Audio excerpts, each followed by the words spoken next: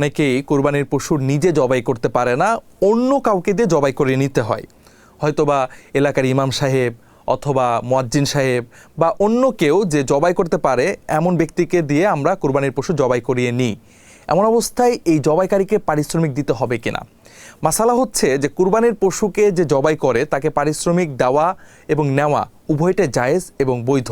এবং উত্তম হচ্ছে যে আমার পশু যদি অন্য কেউ জবাই করে দেয়, আমার উচিত তাকে তার পারিশ্রমিকটা দিয়ে দেওয়া।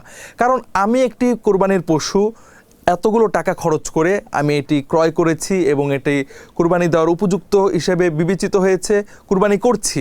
সেখানে আমার পশুতে কুরবানি করার ক্ষেত্রে অন্যজন যেহেতু সহযোগিতা করছে, আমি তাকে তার পারিশ্রমিকটা দিয়ে দেওয়ার চেষ্টা করব। এই যে পারিশ্রমিকটা দেওয়া এবং এই পারিশ্রমিকটা নেওয়া উভয়টাই জায়েজ আছে।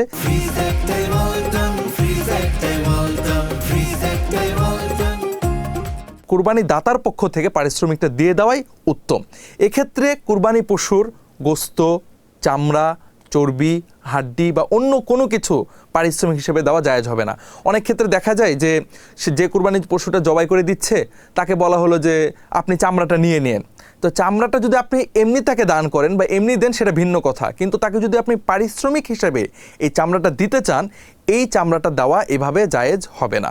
অর্থাৎ কুরবানির পশু যে জবাই করবে তাকে পারিশ্রমিক দেওয়াটা উত্তম, পারিশ্রমিক দেওয়া নেওয়া উভয়টাই জায়েজ। কিন্তু কুরবানির পশু থেকে যে চামড়া, গোস্ত, চর্বি আছে এগুলো দ্বারা পারিশ্রমিক দেওয়া কোনোভাবেই জায়েজ হবে না।